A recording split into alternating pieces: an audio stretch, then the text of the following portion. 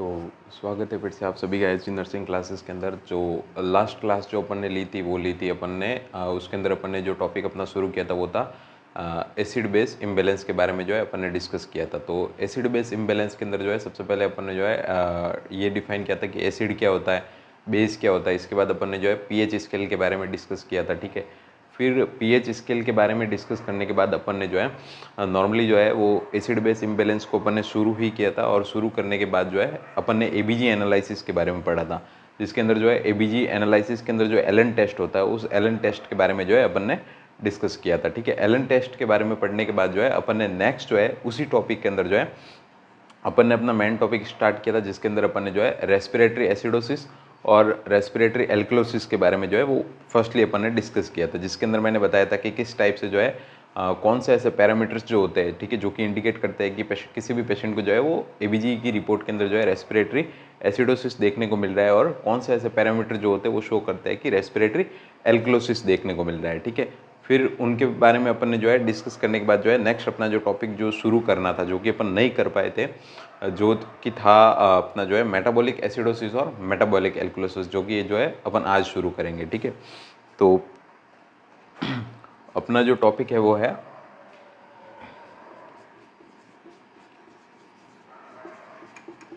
Metabolic acidosis and alkalosis. Metabolic acidosis and alkalosis.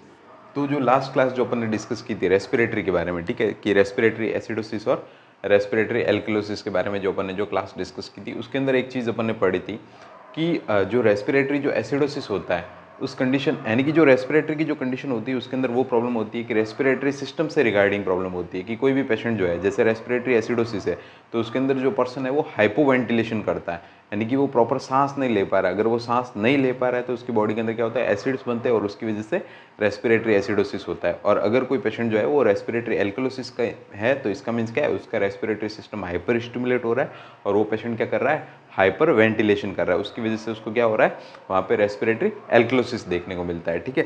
तो उसी type से वो जो कंडीशन थी वो रेस्पिरेटरी सिस्टम से रिगार्डिंग थी, वो रेस्पिरेटरी प्रॉब्लम से रिगार्डिंग थी, इसीलिए वो कौन सी थी, रेस्पिरेटरी एसिडोसिस और respiratory alkalosis.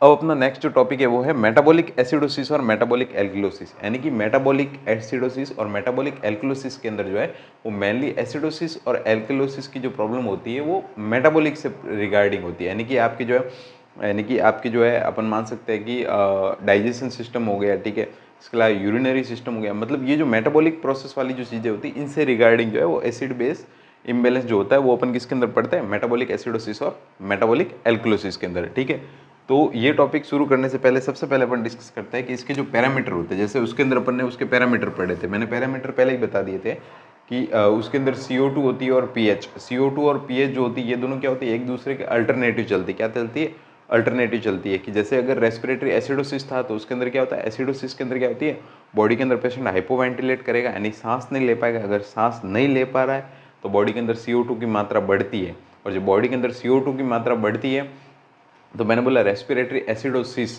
Respiratory acidosis hypoventilation, सांस नहीं ले पा रहा मतलब CO2 बढ़ रही है, और जब CO2 बढ़ती है यानी एक पैरामीटर CO2 का बढ़ रहा है तो दूसरा पैरामीटर उसके अल्टरनेटिव किसका, पीएच का क्या होगा, घटेगा, पीएच घटेगी, और पीएच जब घटेगी तभी वो क्या होगा, एसिडोसिस होगा, ठीक है। तो वैसे ही वहाँ पे क्या था, रेस्पिरेटरी एल्कलोसिस भी था, ठीक है, यानी कि वो क्या थे, अल्टरनेट थे।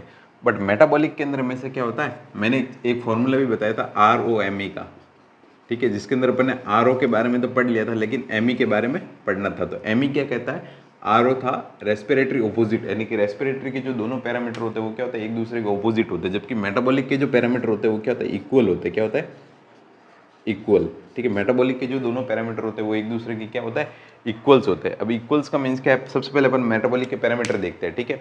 तो शायद लास्ट क्लास में मैंने बताया हो या नहीं बताया हो, लेकिन इस क्लास के अंदर अपन डिस्कस करते हैं कि मेटाबॉलिक के पैरामीटर क्या होता है। तो मेटाबॉलिक का जो पहला पैरामीटर होता है वो होती है पीएच, ठीक है।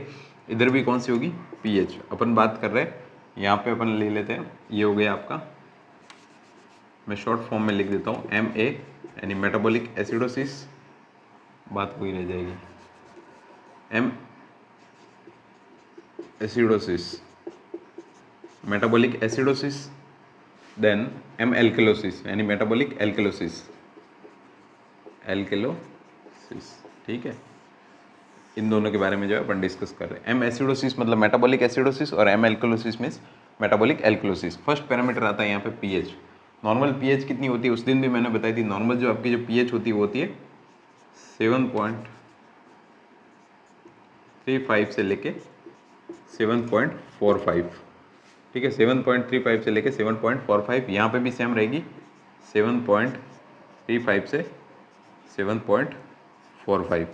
ये तो होती है आपकी नॉर्मल। ये दोनों वैल्यू मैंने क्या लिखी है, नॉर्मल।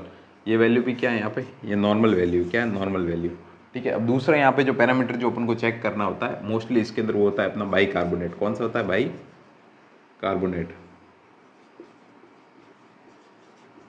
इसको अपन क्या बोलते हैं, HCO3। क्या बोलते हैं, HCO3 माइनस। इसको अपन क्या बोलते हैं, HCO3 माइनस। सेम चीज़ यहाँ पे भी आ जाएगी, ठीक है। By carbonate HCO3 minus. इसका जो नॉर्मल जो लेवल होता है वो होता है 22 to 27 milliequivalent per litre. कितना होता है, 22 to 27 milliequivalent per litre. Same चीज़ यहाँ पे भी आ जाएगी, ठीक है। तो मेटाबॉलिक जो होता है, मेटाबॉलिक एसिडोसिस और मेटाबॉलिक एल्कलोसिस जो होता है उसके अंदर दो पैरामीटर सबसे इंपॉर्टेंट होते हैं। वो कौन कौन से होते हैं, एक पीएच और दूसरा होता है आपका HCO3, जिसको अपन क्या बोलते हैं, बाई कार्बोनेट बोलते हैं। क्या बोलते हैं, बाई कार्बोनेट बोलते हैं, ठीक है। अब यहाँ पे क्या था, आरओ पढ़ लिया था, एम आया। एम क्या कहता है, एम इक्वल, यानी मेटाबॉलिक जो होते हैं वो क्या होता है, इक्वल्स होते हैं। इक्वल का मीन्स क्या है कि जब आपकी बॉडी के अंदर, ठीक है, मेटाबॉलिक एसिडोसिस की कंडीशन होगी, तो जब एसिडोसिस होता है तो सबको पता है कि एसिडोसिस के अंदर हमेशा पीएच क्या होती है, घटती है। एक जो है वो अपन एक बोलते हैं ना कि यूनिवर्सल ट्रूथ जो है वो यही है कि एसिडोसिस के अंदर हमेशा पीएच क्या होती है, जब भी बॉडी के अंदर एसिड बढ़ते हैं तो बॉडी की पीएच क्या होती है, आपकी पीएच के अंदर जो 7 जो पीएच स्केल जो होती है उसके अंदर 7 से क्या होती है, नीचे की साइड में जाती है, लाइक 6, 5, 4, 3, 2, इस टाइप से आपकी पीएच क्या होती है, डाउन होती है, ठीक है। तो जब भी एसिडोसिस होगा तो पीएच क्या होगी, घटेगी। और मैंने बोला कि मेटाबॉलिक क्या होता है, इक्वल्स होते हैं। इक्वल्स का मीन्स क्या होता है, समानांतर होते हैं। तो जब आपकी पीएच घट रही है तो वहाँ आपके जो है इसी के इक्वल आपका बाई कार्बोनेट जो होता है HCO3 जो होता है वो भी क्या हो जाएगा, डिक्रीज हो जाएगा। HCO3 क्या हो जाएगा, डिक्रीज हो जाएगा, ठीक है। अब इसी की कंपैरिजन में एल्कलोसिस मतलब आपकी पीएच जो है वो क्या हो रही है, स्केल के अंदर 7 से ऊपर जा रही है, 7 की 14 की तरफ जा रही है, ठीक है। एल्कलोसिस से ही अपन को पता चलता है बॉडी के अंदर बेस बढ़ रहा है। तो बॉडी के अंदर जब बेस बढ़ते हैं तो पीएच क्या होती है, बढ़ती है। और जब पीएच बढ़ेगी तो मेटाबॉलिक जो होते हैं वो इक्वल्स होते हैं।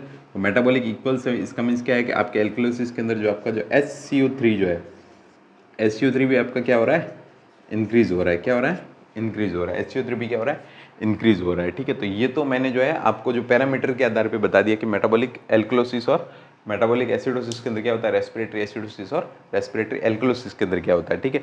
तो मतलब यहाँ पे क्या है, सीधी सी बात ये है कि पीएच जो होगी, जब आपकी कोई क्वेश्चन दे रखा है उसके अंदर जब आपकी पीएच जो है वो 7.35 से नीचे चली गई है, ठीक है, और साथ में उसी की अल्टरनेटिव जो है आपको HCO3 भी दे रखा है जिसका लेवल 22 से नीचे गया है, तो सीधी सी बात ये है कि वो कंडीशन कौन सी है, और साथ में उसने कुछ सिम्टम जो है वो आपके मेटाबॉलिक से रिलेटेड भी दे दिए है, ठीक है। तो वो कंडीशन कौन सी हो सकती है आपकी, अगर ये दोनों ही डाउन है, दोनों ही नीचे जा रहे हैं एक साथ, तो इसका मीन्स क्या है, वो कंडीशन हो सकती है आपकी मेटाबॉलिक एसिडोसिस की। और साथ ही साथ आपकी पीएच जो है वो 7.45 से ऊपर जा रही है, और इधर 27 से मिली इक्विवेलेंट पर लीटर से आपका HCO3 ऊपर जा रहा है, और कुछ साइन एंड सिम्टम दे रखे जो कि रिलेट करते हैं किससे, मेटाबॉलिक एल्कलोसिस से। तो इसका मीन्स उस क्वेश्चन के अंदर आपका राइट आंसर कौन सा होगा, मेटाबॉलिक एल्कलोसिस होगा, ठीक है। इसके क्वेश्चन जो है वो क्लास के लास्ट में अपन देखेंगे, ठीक है। तो ये तो जो है वो बेसिक आपके जो है पैरामीटर हो गए किसके, मेटाबॉलिक एसिडोसिस और मेटाबॉलिक एल्कलोसिस के, ठीक है। अब ऐसे कौन कौन से जो है अपन यहाँ पे कॉज होते हैं जो कि मेटाबॉलिक एसिडोसिस और मेटाबॉलिक एल्कलोसिस कॉज करते हैं, उसके बारे में जो है अपन डिस्कस करते हैं।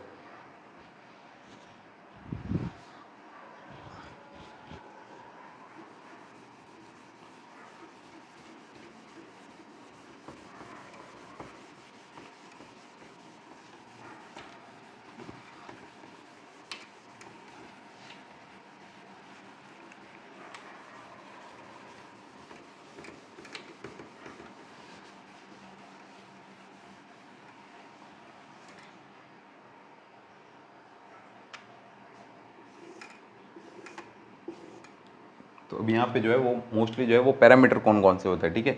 ये सॉरी, पैरामीटर मैंने बता दिए, अब बात आती है कॉज की, ठीक है।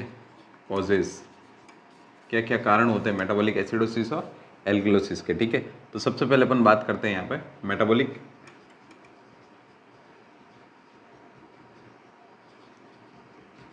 एसिडोसिस की। ठीक है, मेटाबॉलिक एसिडोसिस की, मेटाबॉलिक एसिडोसिस। अब मेटाबॉलिक एसिडोसिस का मीन्स पहले मैंने आपको क्या बताया, रेस्पिरेटरी एसिडोसिस का मीन्स क्या है, रेस्पिरेटरी से रिगार्डिंग प्रॉब्लम थी। मेटाबॉलिक मतलब क्या है, आपका जो मेटाबॉलिक सिस्टम जो होता है उससे रिगार्डिंग प्रॉब्लम, लाइक रीनल हो गया, ठीक है, आपका स्टोमक के अंदर जो आपके जो एसिड्स होते हैं उनसे रिगार्डिंग, तो उनसे रिगार्डिंग सी क्या होती है, प्रॉब्लम होती है। अब एसिडोसिस का मीन्स क्या है कि एसिड क्या होता है, एसिड का लेवल बॉडी के अंदर बढ़ रहा है, ठीक है। तो ऐसी कौन कौन सी कंडीशन होती है जिनके अंदर बॉडी के अंदर एसिड का लेवल जो है वो बढ़ता है, ठीक है। तो सबसे पहली चीज आती है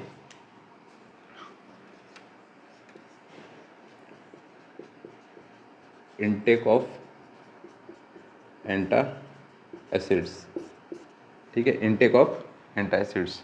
अगर किसी भी पेशेंट ने जो है, sorry, intake of acidic drug, intake of acidic drugs, अगर किसी भी पेशेंट ने जो है ज़्यादा मात्रा के अंदर एसिडिक ड्रग्स ले लिए, ठीक है, कुछ ऐसी ड्रग्स जो कि एसिडिक होती है, ठीक है, लाइक HCl ले ली, किसी पेशेंट ने HCl ले लिया, तो HCl क्या होता है, एक एसिडिक होता है, ठीक है। तो अगर HCl उसने लिया है तो वो क्या करेगा, उसके स्टोमक के अंदर क्या होगा, उसकी बॉडी के अंदर एसिड की क्वांटिटी को बढ़ा देगा, जिससे क्या हो सकता है, मेटाबॉलिक एसिडोसिस हो सकता है। अगर किसी पेशेंट ने एस्पिरिन लिए, क्या लिए, एस्पिरिन, एस्पिरिन जो होती है उसका नाम होता है सैलिसिलिक एसिड, क्या होता है, सैलिसिलिक एसिड, सैलिसिलिक एसिड। तो ये भी एक टाइप का क्या है, एसिड है। तो जब किसी भी पर्सन को एस्पिरिन की टॉक्सिसिटी होती है तो उसके अंदर क्या मेटाबॉलिक एसिडोसिस जो है वो डेवलप हो सकता है, ठीक है। और कौन कौन सी कंडीशन होती है, किसी पेशेंट को सीवियर डायरिया हो गया, क्या हो गया, सीवियर डायरिया, ये सारी चीज़ें मैं एक्सप्लेन करूँगा अभी। किसी पेशेंट को सीवियर डायरिया हो गया तो उसको क्या हो सकता है, मेटाबॉलिक एसिडोसिस हो सकता है। किसी पेशेंट के कोलोस्टोमी या इलियोस्टोमी है तो भी उस पेशेंट को क्या हो सकता है, मेटाबॉलिक एसिडोसिस हो सकता है। अगर किसी पेशेंट की कोलोस्टोमी और इलियोस्टोमी कर रखी है तो भी उस पेशेंट के अंदर मेटाबॉलिक एसिडोसिस जो है वो डेवलप हो सकता है, ठीक है। और किसी पेशेंट ने जो है कोई पेशेंट जो है वो स्टारवेशन, ठीक है, यहाँ पर बोल सकते हैं फास्टिंग, ठीक है। अगर कोई पेशेंट भूखा है या उसने फास्टिंग कर रखी है तो उसको मेटाबॉलिक एसिडोसिस हो सकता है, ठीक है। DM वाला जो पेशेंट होता है या अपन कह सकते हैं DKA, डायबिटिक कीटो एसिडोसिस, ठीक है, ऐसा पेशेंट जिसको DKA की कंडीशन डेवलप हुई, यानी कि डायबिटिक कीटो एसिडोसिस की कंडीशन डेवलप हुई है, तो उसको भी मेटाबॉलिक एसिडोसिस जो है वो डेवलप हो सकता है, ठीक है। तो ये जो है वो मेन कंडीशन होती है जिसके अंदर मेटाबॉलिक एसिडोसिस जो है वो देखने को मिलता है, ठीक है। अब सबसे पहले आता है एसिडिक ड्रग। सीधी सी बात है, अगर किसी ने जो है एसिडिक ड्रग ज़्यादा ले ली तो नॉर्मली उसकी बॉडी के अंदर एसिड होता है। अगर उसने और ज़्यादा एसिड ले लिया तो उसकी बॉडी के अंदर क्या होगा, एसिड जो है वो हाई क्वांटिटी के अंदर होगा, जिसके लिए बॉडी क्या करती है, कंपनसेट करती है। और उससे पहले की जब बॉडी कंपनसेट करने लगती है तो वो कंडीशन कौन सी होती है, मेटाबॉलिक एसिडोसिस होती है, एसिड ज़्यादा होने से। एस्पिरिन ले ली तो एस्पिरिन क्या होती है, एस्पिरिन का नाम होता है सैलिसिलिक एसिड होता है, एक एसिडिक ड्रग होती है। उसके ज़्यादा यूज से भी क्या हो सकता है, मेटाबॉलिक एसिडोसिस हो सकता है। सीवियर डायरिया क्या होता है, अगर ये अपन बात करें तो ये होता है आपका GI सिस्टम, ठीक है। ये जो है वो ये आपका GI सिस्टम होता है, ठीक है।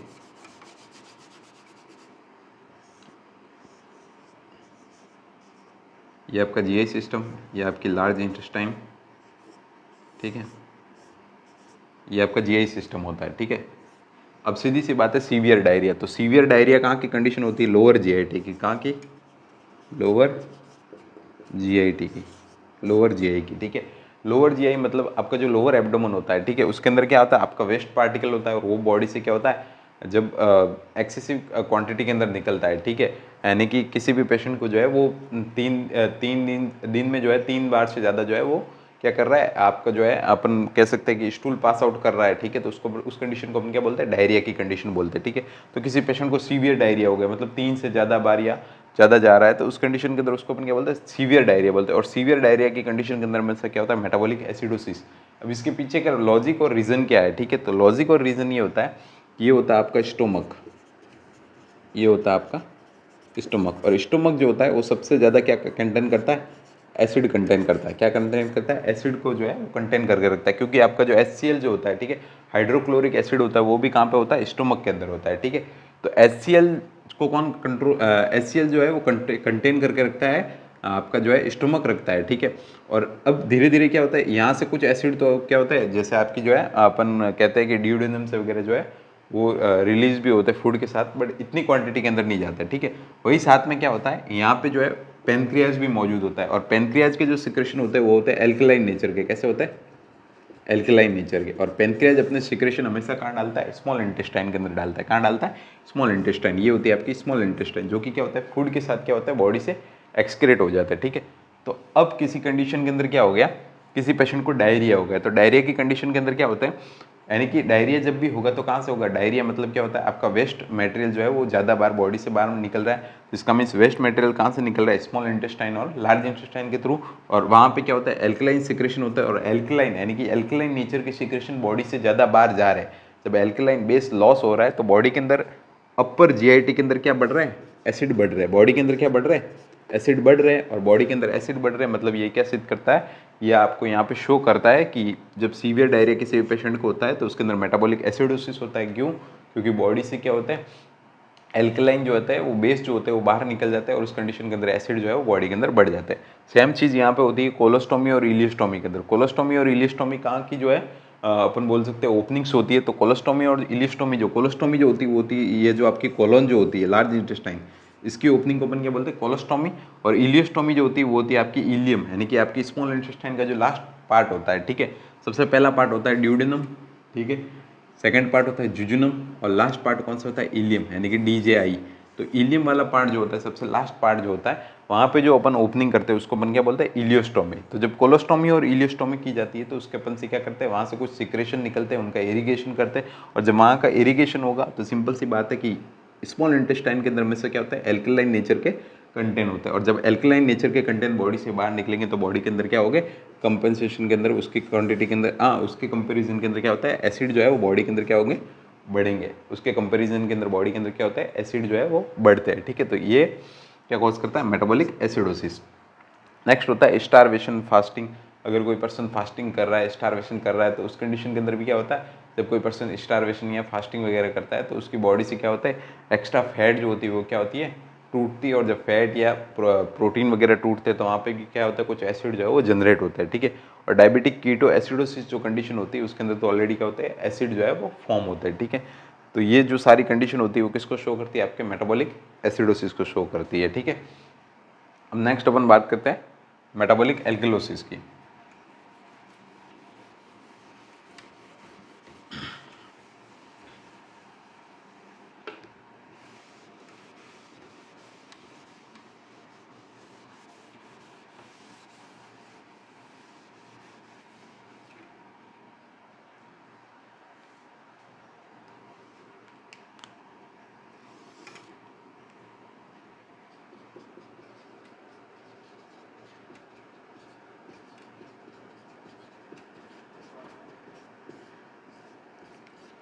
नेक्स्ट अपन बात करते हैं मेटाबॉलिक एल्कलोसिस की। अब मेटाबॉलिक एल्कलोसिस क्या होता है?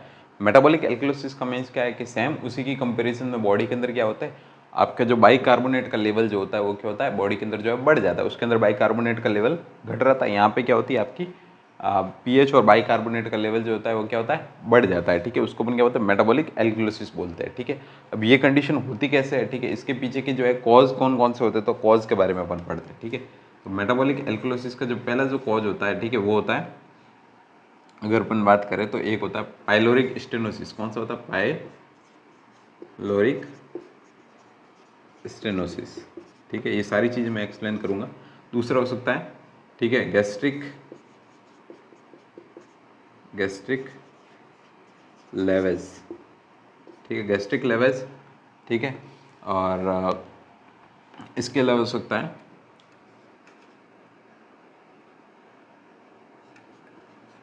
एनजी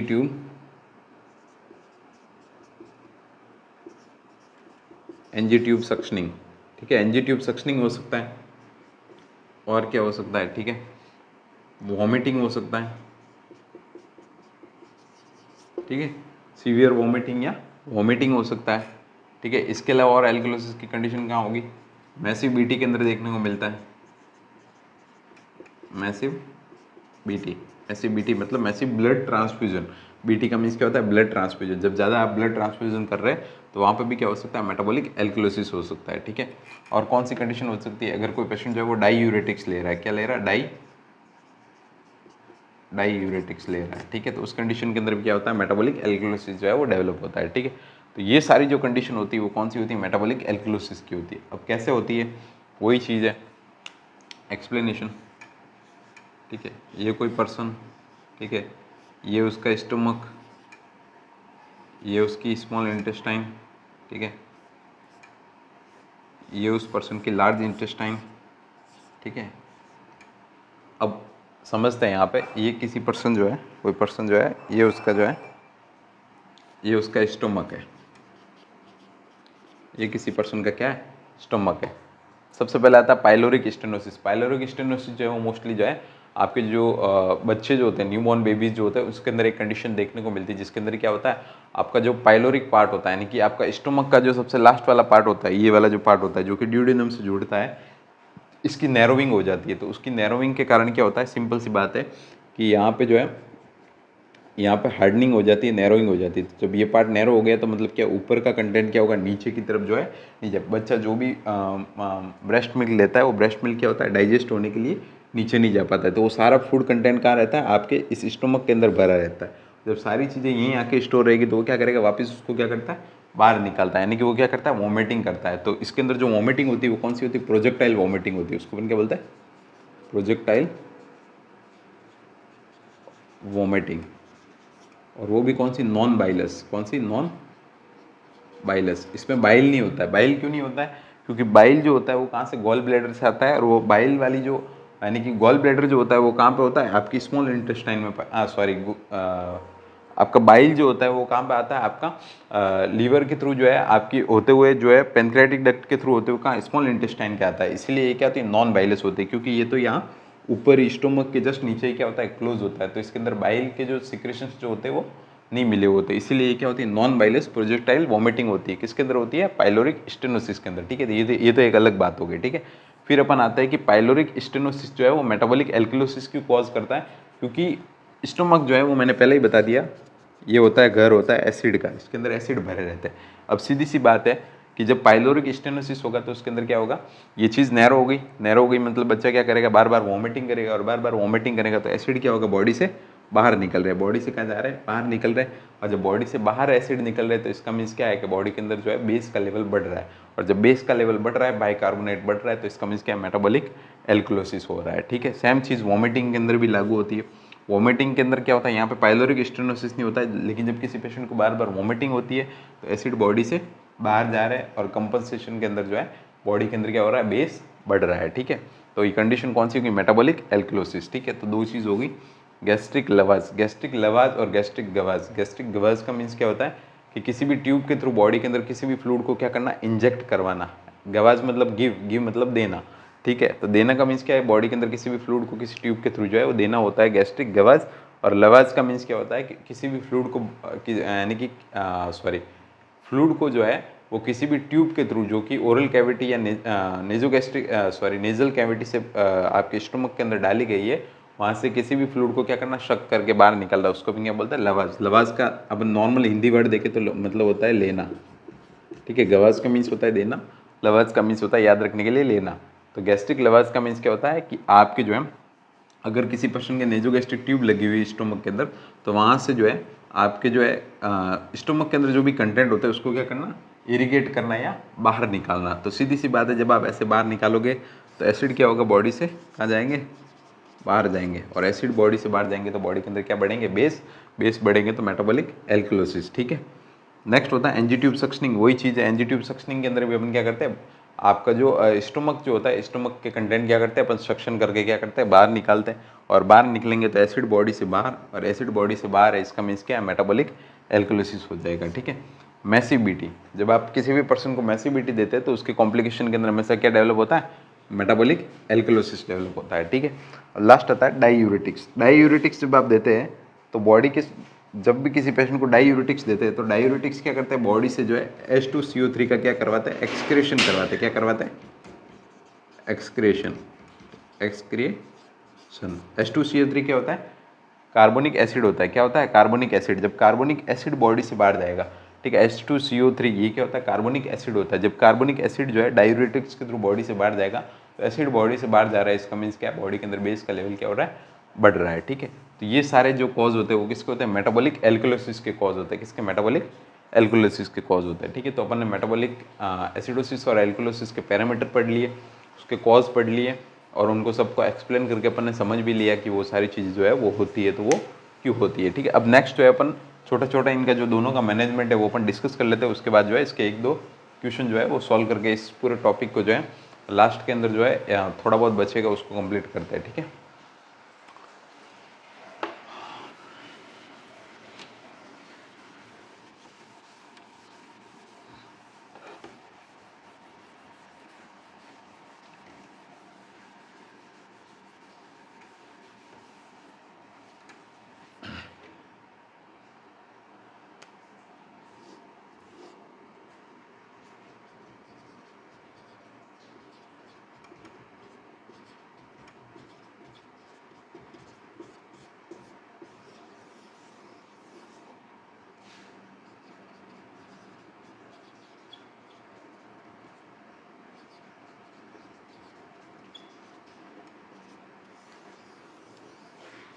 ठीक है, मेटाबॉलिक एसिडोसिस और मेटाबॉलिक एल्कलोसिस। ठीक है, तो देखो मेटाबॉलिक एसिडोसिस, जब भी बॉडी के अंदर एसिडोसिस हो रहा है, मतलब बॉडी के अंदर एसिड बढ़ रहा है, तो उसको कम करने के लिए, आप उसको कंपनसेट करने के लिए आप क्या दे दो, बाइकार्बोनेट दे दो। क्या दे दो, बाइकार्बोनेट, बाइकार्बोनेट।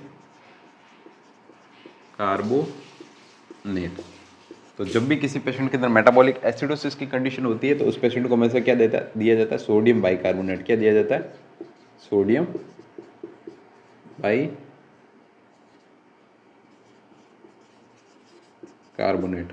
तो मेटाबॉलिक एसिडोसिस वाले पेशेंट का जो ट्रीटमेंट होता है वो क्या था, सोडियम बाइकार्बोनेट। सोडियम बाइकार्बोनेट क्या करेगा, एसिड को न्यूट्रलाइज कर देगा, एसिड को क्या कर देता है, न्यूट्रलाइज कर देता है। ठीक है, नेक्स्ट आता है मेटाबॉलिक एल्कलोसिस। मेटाबॉलिक एल्कलोसिस, ठीक है, तो जब किसी पेशेंट को मेटाबॉलिक एल्कलोसिस हो जाता है तो मेटाबॉलिक एल्कलोसिस के अंदर जो है हमेशा अपन क्या करते हैं, मेटाबॉलिक एल्कलोसिस के अंदर हमेशा अपन पेशेंट के अंदर क्या करवाते हैं, एक तो दिया जाता है नॉर्मल सलाइन। क्या दिया जाता है, नॉर्मल सलाइन। नॉर्मल सलाइन क्या करता है, पेशेंट को जो है वो नॉर्मल सलाइन दिया जाता है, और नॉर्मल सलाइन क्या करता है, मेटाबॉलिक एल्कलोसिस के अंदर अंदर हमेशा क्या होता है, बाइकार्बोनेट का लेवल बढ़ जाता है, और बाइकार्बोनेट को हमेशा जो है वो कंपनसेट करने का जो काम करता है वो कौन सा बफर सिस्टम काम करता है, किडनी करती है। कौन सी, बाइकार्बोनेट का जो बफर सिस्टम होता है वो होता है किडनीज होती है। ठीक है, तो जब किडनी से अगर किसी चीज़ को बाहर निकालना है तो सीधी सी बात, आप बॉडी के अंदर फ्लूइड बढ़ा दो। फ्लूइड बढ़ेगा तो फ्लूइड जब बढ़ेगा तो उसकी यानी कि जो भी चीज़ होगी वो किडनी से फिल्टर होकर निकलेगी, तो साथ साथ में क्या करेगी, जब नॉर्मल सलाइन आप दे दोगे तो ये क्या करता है, बाइकार्बोनेट को बॉडी से एक्सक्रीट करवाता है। क्या करवाता है, बाइकार्बोनेट को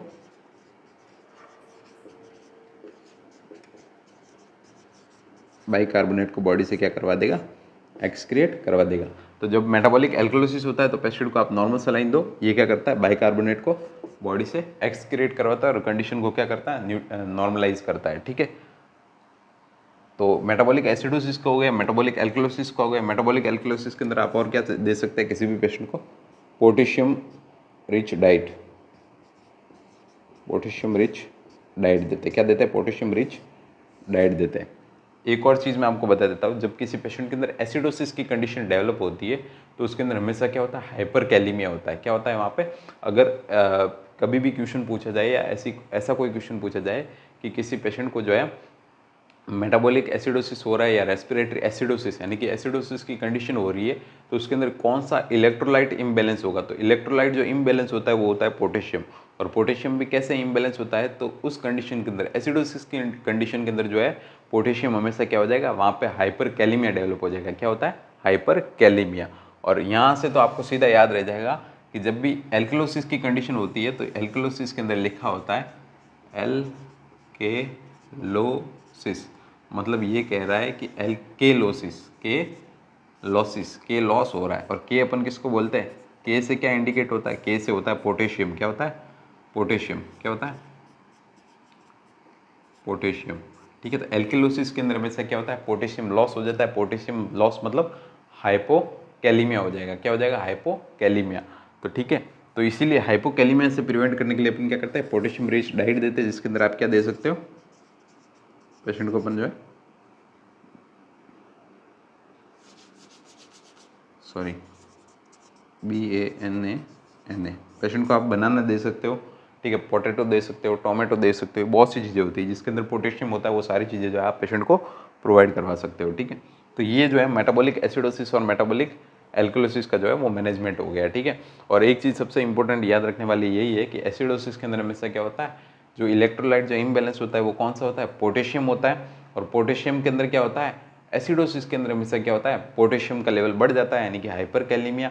और एल्कलोसिस, वरना सिर्फ एक चीज़ याद रख लो, एल्कलोसिस, एल्कलोसिस के अंदर लिखा होता है एल्केलोसिस, के जो है वो लॉस हो रहा है, मतलब पोटेशियम बॉडी से लॉस हो रहा है, पोटेशियम लॉस हो रहा है, मतलब हाइपोकैलेमिया हो रहा है, ठीक है। और हाइपोकैलेमिया जब एल्कलोसिस के अंदर हो रहा है तो उसकी अगेंस्ट जो है, उसके विपरीत क्या होगा, एसिडोसिस के अंदर क्या होता है, हाइपरकैलेमिया हो जाएगा, ठीक है। तो ठीक है, अब नेक्स्ट जो है अपन डिस्कस करते हैं, इसके बाद जो है अपन इसके एक दो क्वेश्चन ले लेते हैं, ठीक है। एक दो क्वेश्चन ले लेते हैं कि एसिडोसिस और एल्कलोसिस के अंदर जो है वो क्या होगा।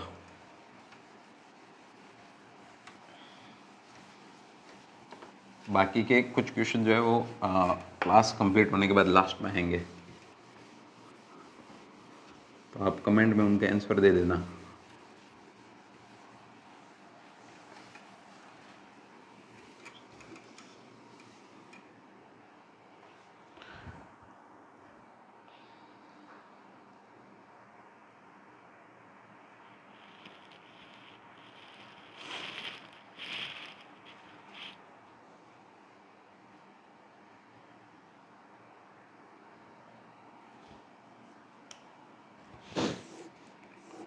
पहला क्वेश्चन देता हूं मैं, एम एसिडोसिस का, एम एसिडोसिस का एक क्वेश्चन डिस्कस करते हैं हम, एम एसिडोसिस का, ठीक है।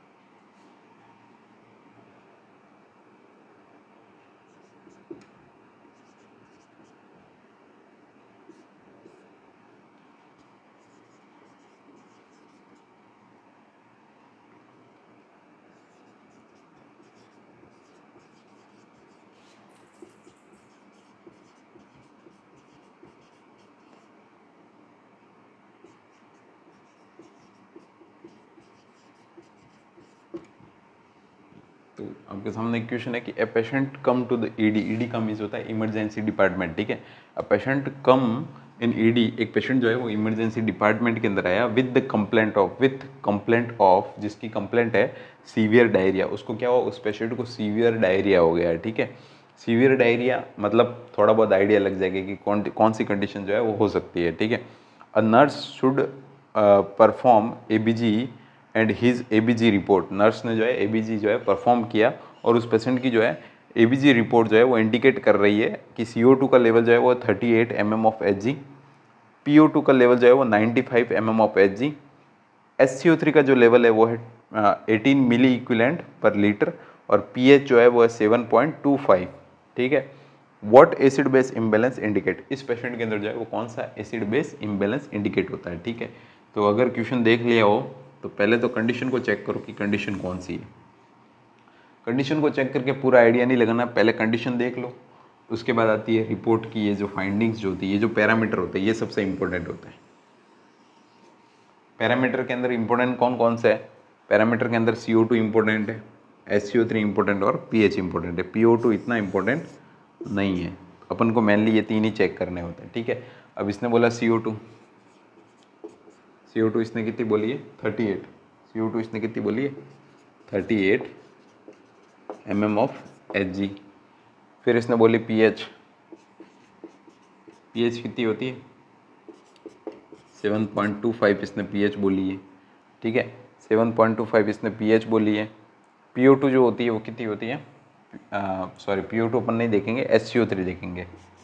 HCO3 इसने कितना बोला है 18 मिली इक्विवेलेंट पर लीटर, कितना होता है 18 मिली इक्विवेलेंट पर लीटर बताया, ठीक है। तो अब इन सब पैरामीटर, ये जो मेन जो तीन पैरामीटर है इसको ध्यान में रखते हुए अपन देखते हैं कि CO2 की जो नॉर्मल लेवल जो होता है वो उस दिन मैंने बताया था 35 से 45 mm ऑफ Hg। तो यहाँ पे कितना आ रहा है 38, मतलब रेंज क्या है ओके नॉर्मल है, क्या है नॉर्मल। तो जब CO2 नॉर्मल हो गया, जब CO2 का लेवल नॉर्मल हो गया तो CO2 का पहले ही बाहर निकाल दो, ठीक है। फिर आती है pH यहाँ पे कितनी हो रही है 7.25 हो रही है, pH कितनी हो रही है 7.25 हो रही है, ठीक है। pH 7.25 हो रही है मतलब क्या हो रही है घट रही है, क्या हो रही है घट रही है। 3.5 नॉर्मल होती है, 7.35 से 7.45 नॉर्मल होती है, 7.25 का मीन्स क्या pH क्या हो रही है बॉडी के अंदर घट रही है, ठीक है। नेक्स्ट आ रहा है HCO3 कितना आ रहा है 18, नॉर्मल कितना होता है 22 से 27 मिली इक्विवेलेंट पर लीटर, 18 आ रहा है मतलब क्या हो रहा है डिक्रीज हो रहा है, दोनों क्या हो रहा है डिक्रीज। और मैंने बताया था कि मेटाबॉलिक क्या होता है इक्वल, जब pH घट रही है HCO3 घट रहा है मतलब कंडीशन कौन सी है आपकी कंफर्मेटिव कंडीशन कौन सी होती है मेटाबॉलिक एसिडोसिस होती है, कौन सी होती है मेटाबॉलिक एसिडोसिस हो रही है, ठीक है। तो ऐसा ही जो है मेटाबॉलिक एल्कलोसिस का जो इक्वेशन जो है वो क्लास खत्म होने के बाद जो है लास्ट के अंदर जो है को देखने को मिलेगा। तो आप अगर पूरी कंप्लीट क्लास देखते हैं तो उस क्वेश्चन का आंसर कमेंट बॉक्स के अंदर देना, ठीक है। अब नेक्स्ट जो है यहाँ पे जो है वो पूरा आपका मेटाबॉलिक आपका जो एसिड बेस इम्बैलेंस जो है वो लगभग सारा कंप्लीट होता है, ठीक है। इसके अलावा जो है एक दो चीज़ें और होती है जिसके अंदर क्या होता है कि कंपनसेशन, मतलब अपन जो है इसके अंदर जो है वापस 3-4 कंडीशन आती है, ठीक है। ये तो सारी अपन ने नॉर्मल पढ़ा कि नॉर्मल मेटाबॉलिक एसिडोसिस एल्कलोसिस क्या होता है, ठीक है। इसके अलावा एक होता है कि कंपनसेटेड रिएक्शन है, अनकम्पनसेटेड रिएक्शन है या पार्शियल कंपनसेटेड रिएक्शन है। तो उसके अंदर जो है कौन सा क्राइटेरिया फॉलो होता है, क्या क्या फॉर्मूला फॉलो होता है वो मैं बेसिक आपको समझा देता हूँ, ठीक है एक बार, कि कंपनसेटेड और अनकम्पनसेटेड क्या क्या होता है।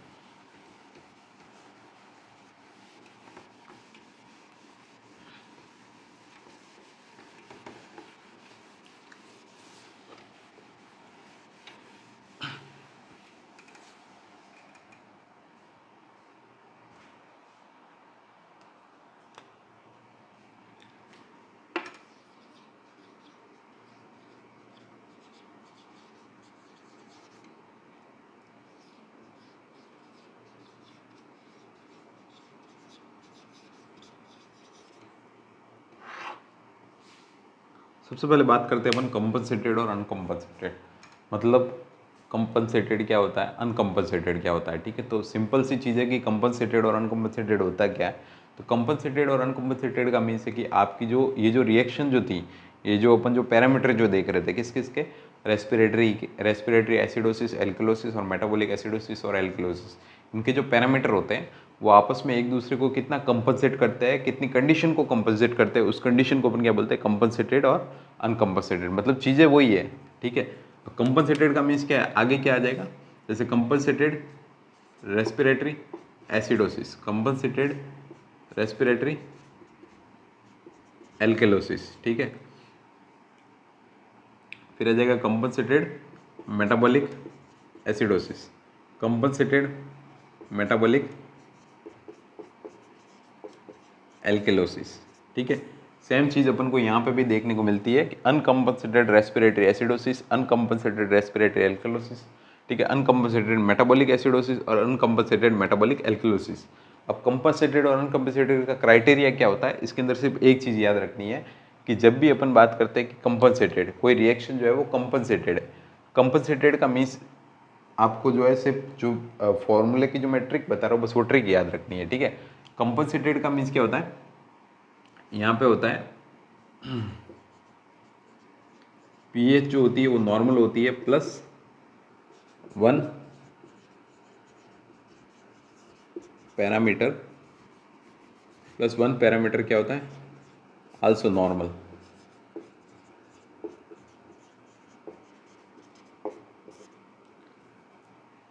पीएच जो होती है वो क्या होती है, नॉर्मल होती है, +1 पैरामीटर जो होता है वो आल्सो नॉर्मल, यानी कि 3 इंपॉर्टेंट पैरामीटर होते हैं। कौन कौन से, CO2, HCO3 और नेक्स्ट होती है आपकी जो है पीएच होती है, ठीक है। अब यहाँ पे क्या होती है, पीएच हमेशा क्या होगी, नॉर्मल होगी, पीएच हमेशा क्या होती है, नॉर्मल होती है। साथ में क्या होता है, 1 पैरामीटर आल्सो नॉर्मल, पीएच के साथ साथ एक पैरामीटर क्या होता है, नॉर्मल होता है, ठीक है। एक पैरामीटर क्या होता है, एबनॉर्मल होता है। उस कंडीशन को अपन क्या बोलते हैं, कंपनसेटेड रेस्पिरेटरी एसिडोसिस या एल्कलोसिस, ठीक है। सॉरी मतलब जो भी उसकी कंडीशन के अंदर कंपनसेटेड रेस्पिरेटरी एसिडोसिस है तो रेस्पिरेटरी एसिडोसिस, रेस्पिरेटरी एल्कलोसिस है तो रेस्पिरेटरी एल्कलोसिस हो जाएगा, ठीक है। इसको साथ में ही अपन समझ लेते हैं होता कैसे है, ठीक है। तो देखो समझना क्या है, एक इक्वेशन देता हूँ मैं, ठीक है। एक पेशेंट है, उसकी जो है पीएच है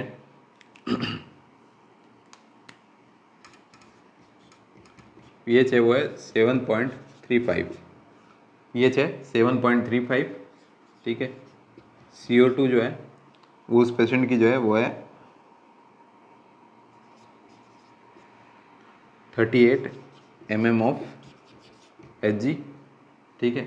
और उस पेशेंट का जो है HCO3 जो है वो है 17 मिली इक्विवेलेंट पर लीटर। अब ये कंडीशन मैं कह रहा हूँ ये कंपनसेटेड है।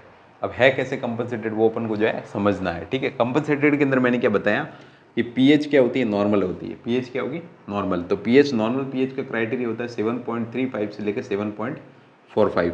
अब यहाँ पे पीएच कितनी आ रही है, 7.35, तो 7.35 इज नॉर्मल पीएच, क्या होती है, नॉर्मल पीएच, ठीक है। 7.35 इज ए नॉर्मल पीएच, ठीक है। अभी आपको डिसाइड नहीं करना है कि रेस्पिरेटरी एसिडोसिस है या एल्कलोसिस, सिर्फ अपन को ये देखना है कि पीएच क्या है, नॉर्मल है। तो पीएच क्या है यहाँ पे, पीएच नॉर्मल आई। उसके बाद नेक्स्ट जा रहा है CO2, CO2 कितनी है 38, तो 35 से 45 होती है, तो 38 क्या हो गई, नॉर्मल। तो यहाँ पे पैरामीटर क्या होता है, pH normal +1 parameter also normal, एक नॉर्मल दूसरा नॉर्मल, कंडीशन कौन सी होगी, कंपनसेटेड होगी, ठीक है। HCO3 क्या कितना है, HCO3 भी देख लेते हैं। HCO3 आपका 17 मिली इक्विवेलेंट पर लीटर, 17 मिली इक्विवेलेंट पर लीटर कितना होता है, नॉर्मल, यानी कि नॉर्मल होता है 22 से 27, तो 17 मतलब क्या है, डिक्रीज है। HCO3 क्या है यहाँ पे, डिक्रीज है। HCO3 क्या है, डिक्रीज मतलब एबनॉर्मल है, ठीक है। तो पीएच नॉर्मल होगी, हो गई, एक पैरामीटर आल्सो नॉर्मल, तो CO2 वाला पैरामीटर भी क्या हो गया, नॉर्मल हो गया।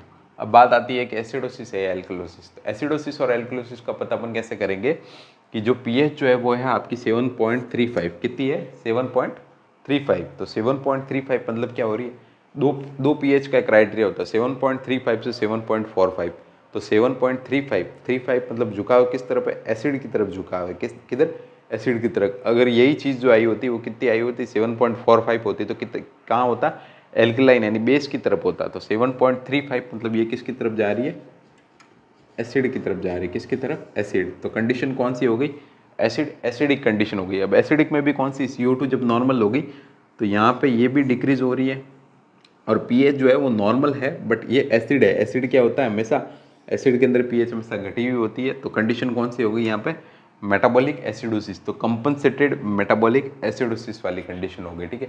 अगर किसी को समझ में नहीं आया तो एक बार ये वापस रिवाइज करके जो है, सॉरी क्लास को जो है थोड़ा बैक लेके रिवाइंड करके देख लेना, ठीक है, समझ में आ जाएगा, ठीक है। सेम चीज़ जो है यहाँ पे अगर मैं एल्कलोसिस की बात करूँ तो वही चीज़ होगी।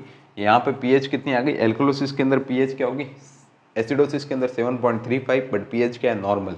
एल्कलोसिस के अंदर पीएच कितनी होगी, 7.45, बट क्या होगी, नॉर्मल। उससे ज़्यादा नहीं होगी, 7.45 मतलब नॉर्मल होगी, ठीक है। और इसमें से कोई एक और क्राइटेरिया नॉर्मल, ठीक है, तो उससे अपन जो है नॉर्मली पता कर सकते हैं कि रेस्पिरेटरी एसिडोसिस है या रेस्पिरेटरी एल्कलोसिस है, ठीक है। अब नेक्स्ट अपन बात करते हैं ये अपना फर्स्ट जो है पैरामीटर, फर्स्ट क्राइटेरिया जो है वो कंप्लीट हो गया।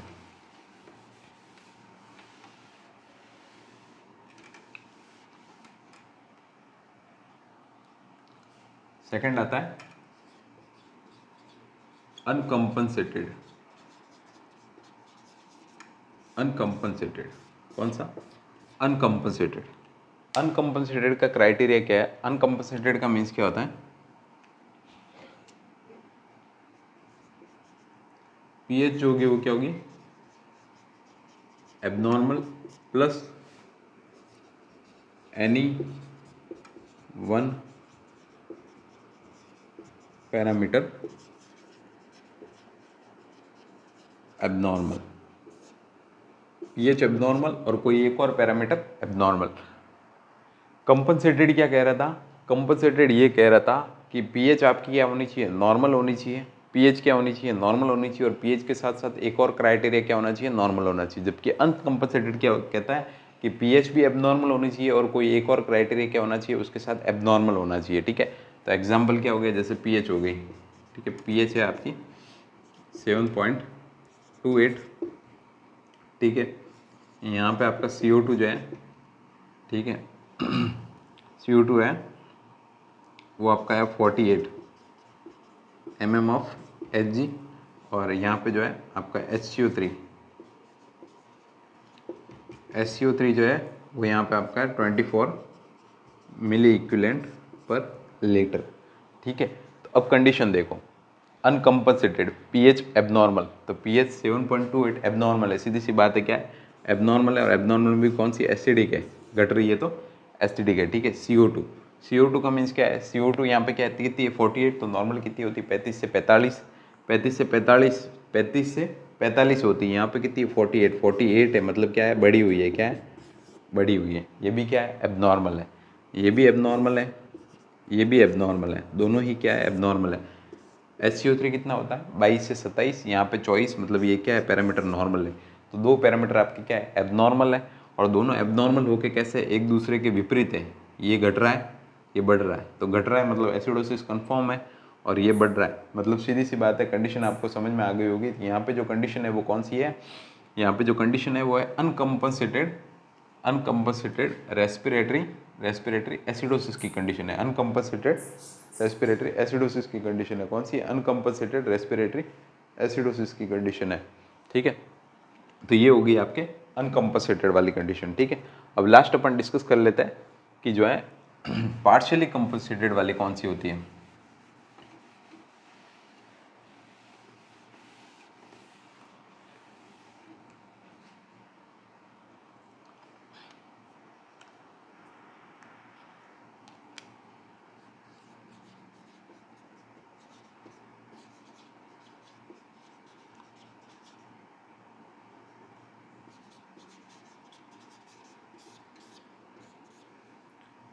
Partially compensated. ठीक है, तो पार्शियली कंपनसेटेड वाली कंडीशन कौन सी होती है?